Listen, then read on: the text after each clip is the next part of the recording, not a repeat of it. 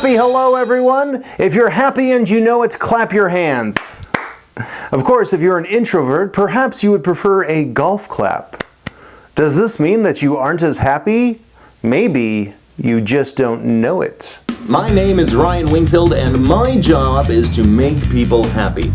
After years of doing stand-up comedy, I've devoted an entire year to the study of happiness. Join me each week right here on a Road Comics Road to Happiness. There are nearly as many personality types as there are people in the world, but for the sake of this discussion, let's put them into two groups, extroverts and introverts. Generally speaking, extroverts can be thought of as social butterflies who are very interested in the environment, people, and activities that are going on around them, whereas introverts can be thought of as shy people who are seemingly more cautious and very much appreciate alone time. Most people are a mixture of the two personality types, but tend to think of themselves as one or the other.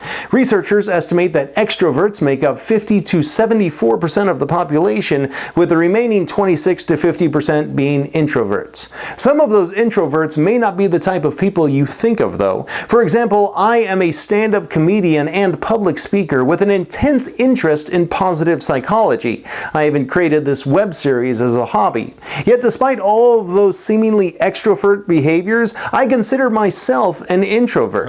In fact, many entertainers are introverts, including Johnny Carson and David Letterman. So the good news is that if you're an introvert, you can consider yourself in good company. The bad news is you probably don't entertain company that often. That brings us to the big happiness flaw in introversion: social isolation. Many introverts have a small circle of friends, but this doesn't mean that they're socially isolated. When it comes to friendship, quality trumps quantity. A few close friends will do a lot more for your happiness than a large group of casual acquaintances. This is also why you're more likely to be happy in a relationship than with a bunch of one-night stands. I'm looking at you, every single guy ever. What? Unfortunately, there are some people who would like more friends but are too introverted to find them. When this happens, you see a whole slew of happiness-sucking effects, from increased stress to poor sleep to high blood pressure. This is also among the reasons why extroverts are more likely to be considered happy than introverts. If you are an introvert who is socially isolated, you may want to try stepping out of your comfort zone and faking extroversion. It may sound silly, but slapping on a fake smile and introducing yourself to people can improve your happiness.